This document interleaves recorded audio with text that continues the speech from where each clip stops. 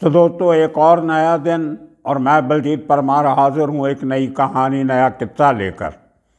आज हम बात करेंगे आज से 14 साल पहले के आज के दिन में हुए मुंबई के ऊपर बड़े आतंकवादी हमले के, जो 26/11 के नाम से जाना जाता है। पाकिस्तान से आए हाईली ट्रेंड 10 बंदूकधारियों ने अंधाधुंध गोलियां चलाई 5 बड़े स्थानों पर और 166 लोग मारे गए, जिसमें हर धर्म के लोग थे। हिंदू भी थे, मुसलमान भी थे, हर धर्म के लोग और हर स्टेटा के लोग, अमीर भी गरीब भी। एक तरफ जहां 2 बड़े 5 स्टार होटल्स पे हमला हुआ, ताजमहल और ओबराय होटल, उसके साथ साथ एक बहुत पॉपुलर रेस्टोरेंट लियोपोल्ड कैफ़े, और उसके साथ चौथा टारगेट था वीटी का रेलवे स्टेशन, जहां पर हज़ारों की गिनती में हर समय लोग जमा रहते हैं। विक्टोरिया टर्मिनस सबसे पुराना और हिस्टोरिक रेलवे स्टेशन मुंबई का। उसके साथ साथ एक डिफरेंट किस्म का टारगेट था, वो था ज्यूज़ का छबाड हाउस कोलाबा में, पुलिस स्टेशन के एकदम नज़दीक। छोटी सी गली अंदर जाती है कोलाबा मार्केट में, उसके अंदर एक तंग गली में, जहाँ से 3 आदमी साथ साथ हाथ पकड़ के नहीं निकल सकते, वहाँ पर ज्यूज़ के उस प्रेयर हॉल में सेंटर पे हमला किया गया। तो इस तरह ये 5 जो बड़े सेंटर थे, उसके अलावा 2 टैक्सियों में RDX के विस्फोट हुए, उसमें भी कुछ लोग मारे गए। साथ साथ रास्ते पे जो लोग उनको नज़र आए, जहाँ जहाँ इन 10 आतंकियों को जिसने भी रोकने की कोशिश की, वहीं वहीं लोगों को मारा गया। आम लोगों के साथ साथ 3 बड़े पुलिस अधिकारी भी मारे गए। एक्चुअली गिने तो 4 गिने जा सकते हैं बड़े लोगों में, मरे तो और भी थे। सबसे बड़ा अधिकारी जो मारा गया वो थे ATS के chief IPS officer Hemant Karkare. उनके साथ एडिशनल CP रैंक के ऑफिसर अशोक कामटे, और तीसरे उस समय के सबसे बड़े एनकाउंटर स्पेशलिस्ट विजय सलास्कर। ये तीनों ऑफिसर एक ही पुलिस की क्वालिस गाड़ी में सवार थे, और उनके साथ काफ़ी सारे पुलिस वाले भी थे जो पीछे बैठे थे, कांस्टेबल, हेड कांस्टेबल। उनमें था एक अरुण जाधव, जो सलास्कर का खास था। जितने भी एनकाउंटर सलास्कर ने किए थे, सबके साथ अरुण जाधव की अहम भूमिका रही और इस केस में भी रही। और इनके साथ साथ जो सबसे बड़ी कुर्बानी दी थी इस पूरे कांड में, हत्याकांड में, वो था मुंबई पुलिस का सब इंस्पेक्टर तुकाराम ऊंबले। अब देखिए, ऐसी कुर्बानी हर आदमी नहीं दे सकता। अगर आप किसी भी जानकार को पूछें, पुलिस के या बाहर के, इवन जो इस पूरी घटना की इंक्वायरी करने के लिए एक हाई लेवल इंक्वायरी कमीशन बैठा था, उसने भी अपनी रिपोर्ट में जो 2009 में आई थी, उसमें तुकाराम ऊंबले की बहुत बड़े शब्दों में तारीफ की थी। उसकी कुर्बानी को बहुत बड़ी कुर्बानी बताया था। वो किस्सा छोटा सा मैं आपको सुनाता हूँ, लेकिन उसके पहले आप ये सुन लीजिए। एक छोटी सी टेलीफोन पे बात है जो हमारे महाराष्ट्र के retired additional director general of police Prem Kumar Jain ने हमें जो बातचीत हुई मेरी उनके साथ, वो आपको सुनाता हूँ। उन्होंने बहुत बड़ा एक सवाल रेज किया है, उसकी बात करते हैं। पहले आप सुन लीजिए रिटायर्ड IPS ADGP प्रेम कुमार जैन का क्या कहना है। तो जैन साहब, आपका स्वागत है हमारी channel Baljeet Parmar for you पर।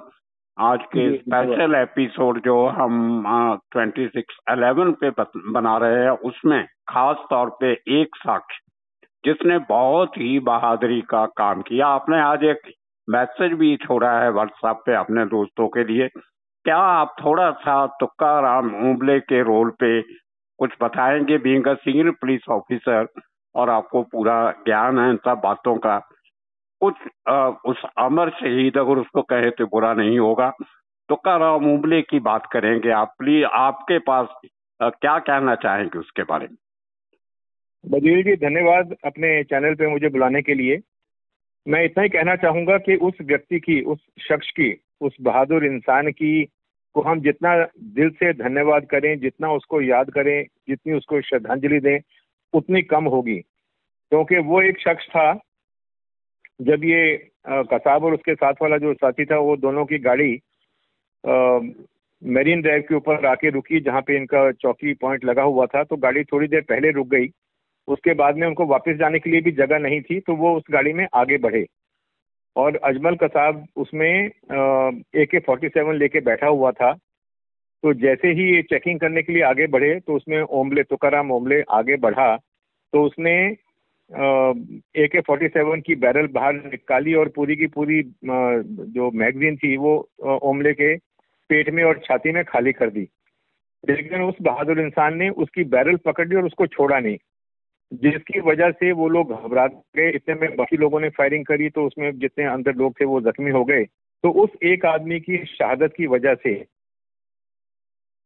पकड़ा गया, जख्मी हुआ, पकड़ा गया। उसके बाद में फिर उससे जो भी जानकारी मिली वो मिली। अगर ये उस समय पे इस तरह की बहादुरी और प्रेजेंस ऑफ माइंड नहीं दिखाता, तो ये लोग वहां से निकल जाते। और सबसे बड़ी बात है कि जितने भी ये टेररिस्ट मुंबई में आए थे, उन सब ने अपने कलाई के ऊपर, जैसे हिंदू लोग धागा बांधते हैं, तो वो धागे बांधे हुए थे। उनके पास में जो आई कार्ड थे, वो सारे हिंदू लोगों के नाम से आई कार्ड थे। तो एक जो नैरेटिव उस टाइम पे सेट किया जा रहा था कि ये भगवा आतंकवाद है, हम सब उसी थियरी के पीछे घूमते रहते और असली कभी पता ही नहीं चलता दुनिया को कि इस टेररिज्म के इंसिडेंट के पीछे पाकिस्तान का हाथ था और ये कितना बड़ा ऑपरेशन पाकिस्तान की तरफ से लॉन्च किया गया था। एक किसके आपने बहुत अच्छी बात कही है, वो धागे बांधने वाली। ये इसको तो इंडिया के देश के अंदर का ही मामला बता देते अगर अजमल कसाब नहीं पकड़ा जाता तो। लेकिन एक आखिरी सवाल, क्या उसके बाद हमारी पुलिस ने या हमारी एडमिनिस्ट्रेशन ने कोई सबक सीखा उसके बाद? देखिए, बहुत सारे उसके बाद में स्टेप्स लिए गए, ताकि सब तो यही सीखा कि सबसे पहले तो जो हमारी सुरक्षा व्यवस्था थी उसको काफी चाक चौबंद किया गया, काफी सारा इक्विपमेंट परचेज किया गया, नए जो थे वो रिस्पॉन्स व्हीकल्स परचेज किए गए, ट्रेनिंग दी गई। तो बहुत सारी चीजें उसके बाद में हुई। लेकिन एक चीज जो आज भी मुझे कमजोर लगती है मुंबई पुलिस के सेटअप में और महाराष्ट्र पुलिस के सेटअप में, वो है कोस्टल सिक्योरिटी। कोस्टल सिक्योरिटी पे बड़े जोरदार तरीके से शुरुआत हुई थी, लेकिन जिस मुकाम पे कोस्टल सिक्योरिटी को पहुंचना चाहिए था, उस मुकाम पे आज भी हमारी सिक्योरिटी पहुंची नहीं है। हालांकि नेवी, कोस्ट गार्ड, इन सब ने भी अपने अपने सिस्टम जो है वो पहले से इम्प्रूव कर लिए, लेकिन जो महाराष्ट्र पुलिस की और मुंबई पुलिस की जो तैयारी है, उसमें अभी भी काफ़ी सारी चीज़ें जो हैं वो होनी बाकी हैं। अभी आपको मालूम पड़ा होगा, कुछ दिन पहले एक ऐसी इंसिडेंट हुई थी जिसमें फिर से कुछ लोग जो थे वो पाए गए थे। एक बोट के ऊपर कुछ सामान मिला था। तो वो आज भी हमारा जो कोस्टल नेटवर्क है वो थोड़ा और स्ट्रेंथन करने की ज़रूरत है।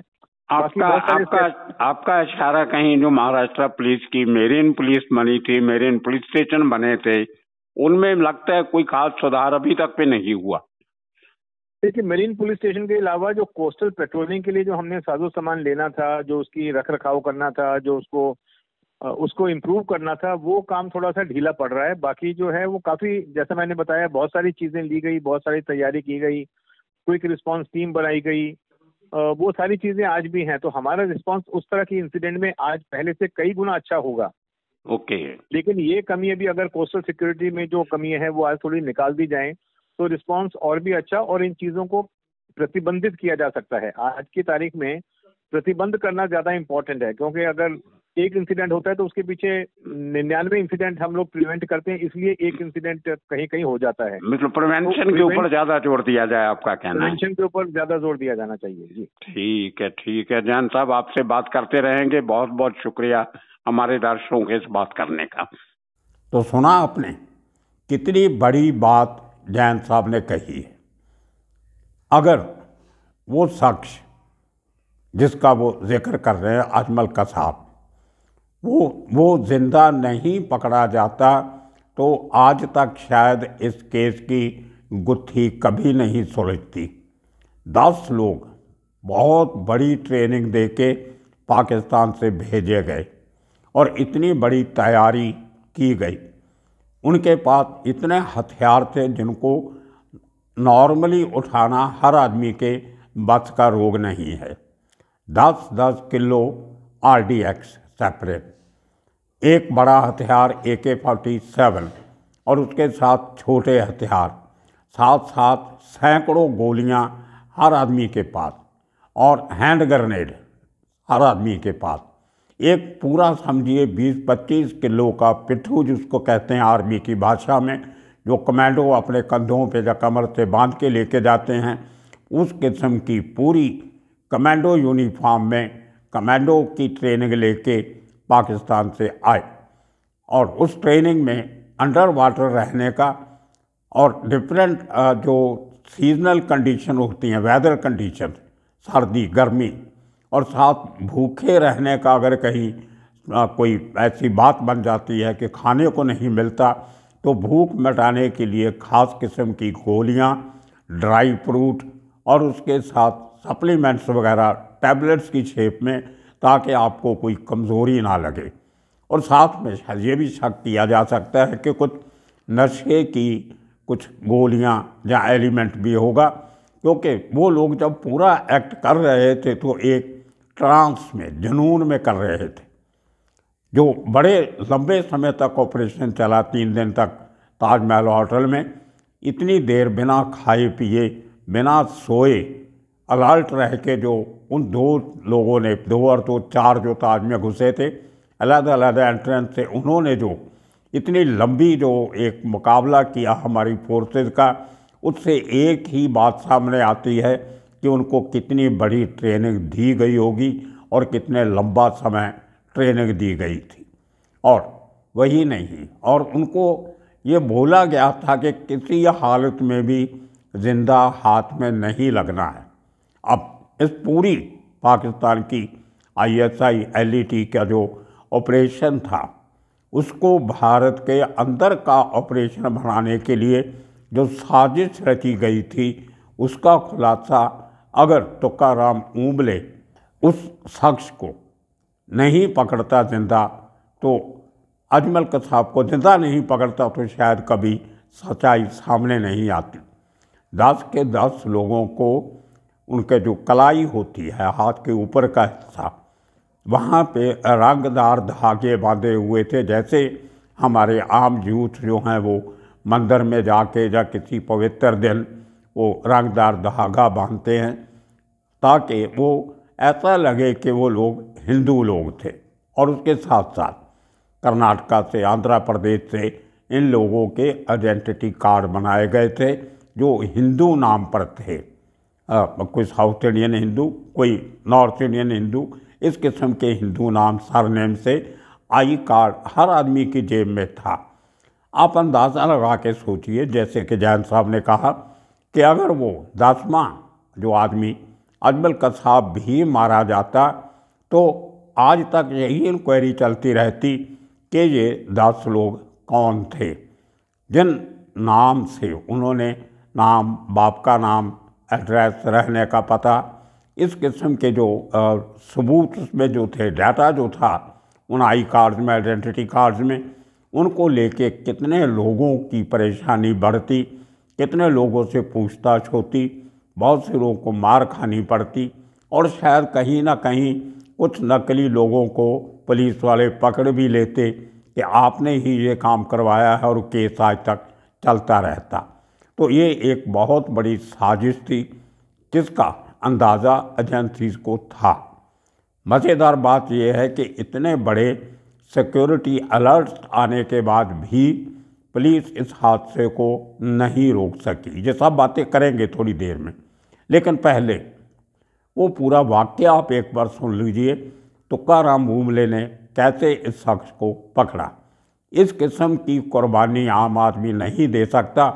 मेरा सर उस शख्स के सामने पूरी इज्जत से झुकता है। आपको भी नमन करना चाहिए उस अमर शहीद को जिसने अपनी जान की आहुति दे के इतना बड़ा काम किया। हुआ कुछ ऐसे कि जो कामा हॉस्पिटल है वो वीटी स्टेशन के बिल्कुल नज़दीक है। वीटी स्टेशन पे इतने लोगों को मारने के बाद अजमल कसाब और उसका साथी फुट ओवर ब्रिज क्रॉस करके टाइम्स ऑफ इंडिया अखबार की जो बिल्डिंग है उसकी गली में आते हुए कामा हॉस्पिटल में घुस जाते हैं और वहाँ से गोलियाँ चला के भागते हैं। बाहर निकलते हैं तो उनको कोई व्हीकल चाहिए होता है, कोई गाड़ी चाहिए होती है जिसको लेके वो जो उनका भागने का प्लान था उसमें कामयाब हो सकते। तो उस गली में जहाँ पे मुंबई पुलिस की स्पेशल ब्रांच का ऑफिस भी है और उसके बिल्कुल साथ रंग भवन नाम का एक थिएटर है जहाँ पे रंगारंग प्रोग्राम होते हैं। उसके साथ ही सेंट जेवियर स्कूल है, कॉलेज है और उसके साथ लग के कोर्ट प्रमाइसेस हैं। तो वही रोड जो है वो बाहर निकलो तो मेट्रो सिनेमा बहुत फेमस जो है मुंबई का वहाँ पे आके निकलती है।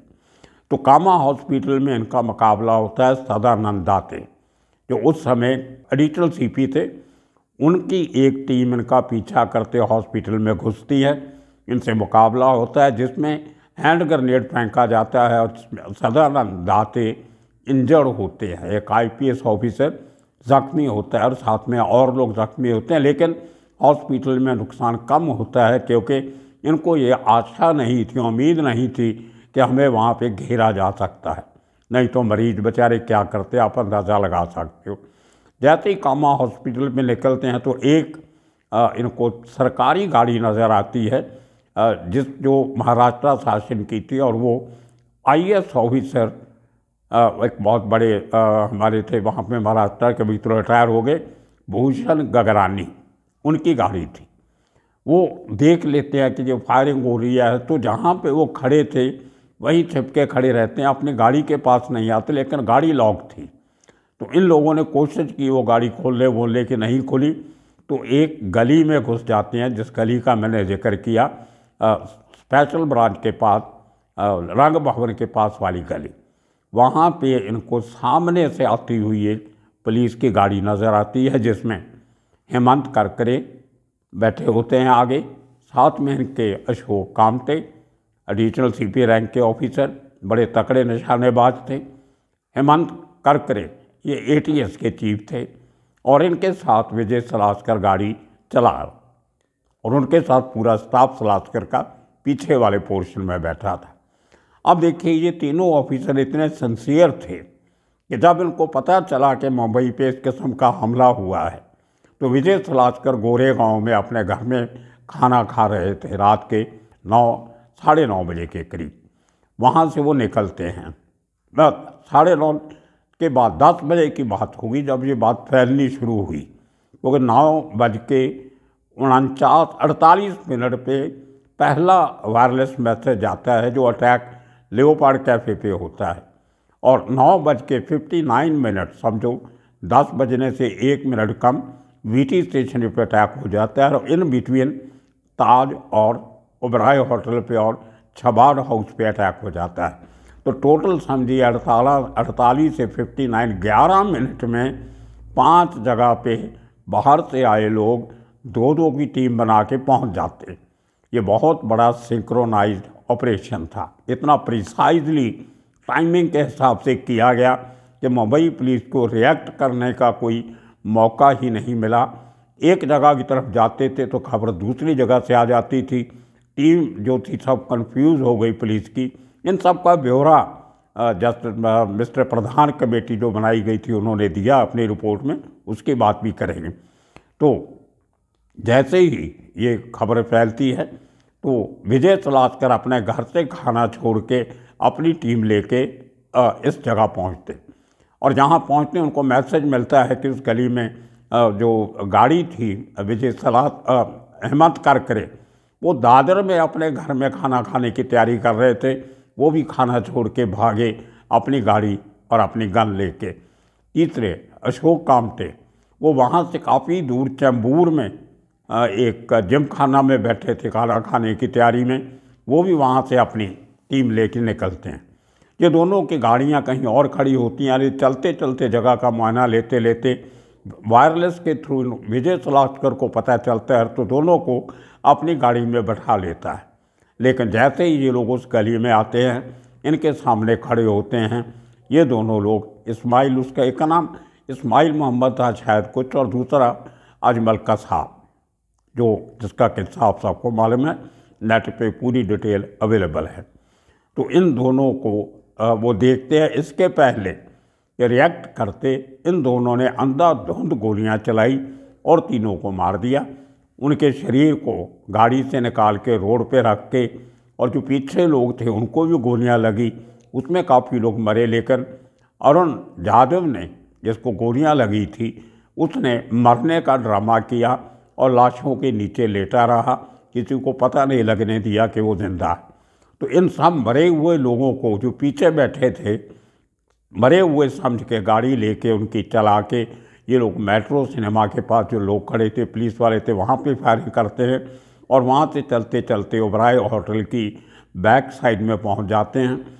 वहाँ पे इनको लगा कि अब पुलिस की गतिविधि बढ़ गई है, और सायरन हूटर्स की आवाज़ आने लगी। इनको लगा गाड़ी छोड़ देनी चाहिए। तो ये पुलिस की गाड़ी छोड़ के एक स्कोडा गाड़ी खड़ी थी एक लड़के की, जिसका अंधेरी ईस्ट में एक बहुत बढ़िया रेस्टोरेंट है, उसका मैंने इंटरव्यू किया था बाद में। उसकी गाड़ी से, उसकी गाड़ी लेके, उस स्कोडा गाड़ी लेके भागते, और ये चलते चलते चलते मेरे जो लाइन्स है, मेरिन ड्राइव जो है, वहाँ पे जो जंक्शन है बड़ा गिरगांव चौपाटी का, समुद्र के किनारे, राजभवन वहाँ के पास है, बहुत बड़ा नाका है, वहाँ पे गणपति सेलिब्रेशंस होती हैं। वहाँ पे जाके ये थोड़ा कंफ्यूज हो जाते हैं। वहाँ से 3-4 रोड इकट्ठे मिल जाती हैं आके कि जाएं तो किस तरफ जाएं। तो इनकी गाड़ी जैसे ही रुकती है, वहाँ पे नाका लगाया होता है, नाकेबंदी की होती है।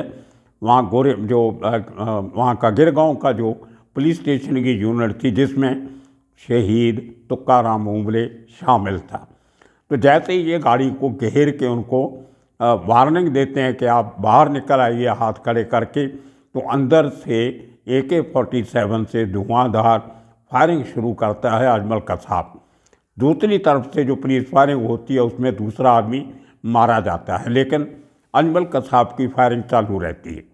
तुकाराम ऊंबले के पास एक डंडा था अपना, ये डंडे के साथ ही मारते आगे बढ़ा, और उसकी जो नाली थी बंदूक की, जो बैरल थी AK-47 की, उसको पकड़ लिया। बहुत सारी गोलियां, पूरा मैगज़ीन तुकाराम ऊंबले के पेट में और छाती में खाली हुआ, लेकिन उसने बंदूक नहीं छोड़ी। और इन द मीन टाइम बाकी लोग पहुंचे और अजमल कसाब को पकड़ लिया। ये इतनी बड़ी कुर्बानी उस आदमी ने दी, और उसको बहुत बड़ा सम्मान भी दिया गया।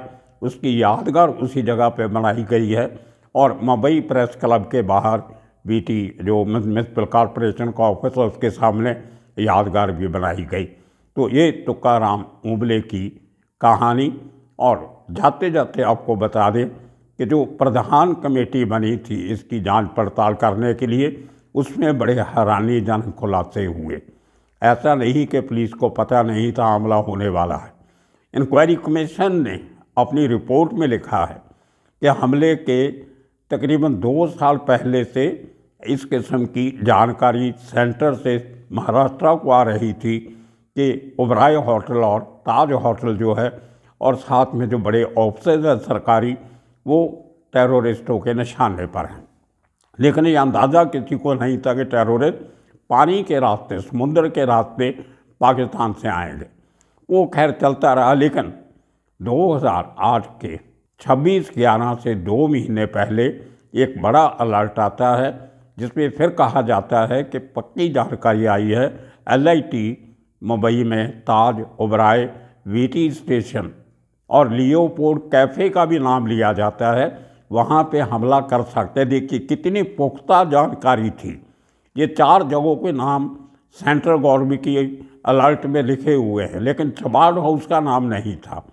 उसके बाद चौकसी बढ़ाई जाती है। ओबराय के बाहर एक पिकेट लगाई जाती है, ताज के बाहर पुलिस का एक पिकेट लगाई जाती है, बंकर बनाया जाता है, और जो लियोपोल्ड कैफे है उसके बाहर बहुत सारे सामान बेचने वाले फेरी वाले बैठते थे। उनको हटाने के लिए कहीं हमला हो गया तो बहुत लोग मारे जाएंगे। 22 तारीख को देखिए, 4 दिन पहले 26 तारीख को अटैक होता है।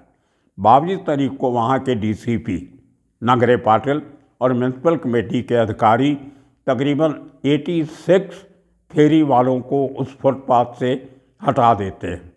और देखिए कितना अच्छा हुआ, तकदीर उनकी अच्छी थी कि जिस दिन लियोपोल्ड पे हमला होता है तो उसमें मरने वाले जो 11 लोग थे उनमें से 3 फेरी वाले भी थे। अगर वो 86 लोगों को हटाया था, वो नहीं हटाए होते तो कितने लोग मर जाते। ये एक अच्छा कदम था। और हैरानी ये है कि 4 दिन पहले तक जो पुलिस इतनी मुस्तैद थी, उसके बाद उन्होंने अपना गार्ड लोअर कैसे किया, ये लंबी चौड़ी बातें हैं उस इंक्वायरी कमीशन में जो रिपोर्ट में कही गई हैं। फिर एक दिन पूरी उस जांच का आपके साथ बातचीत करेंगे।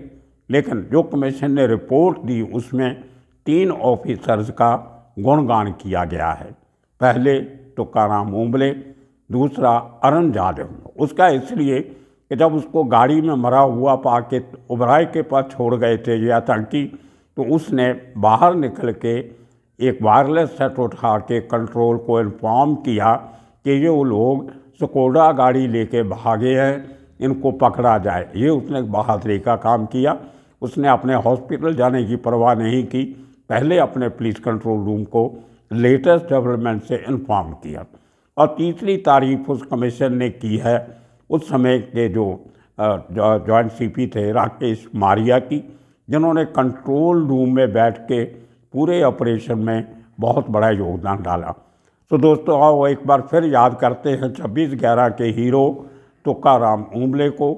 आने वाले दिनों में इसी किस्म की किस्से कहानियाँ लेके फिर हाजिर होंगे। तब तक के लिए आप सबका शुक्रिया, धन्यवाद।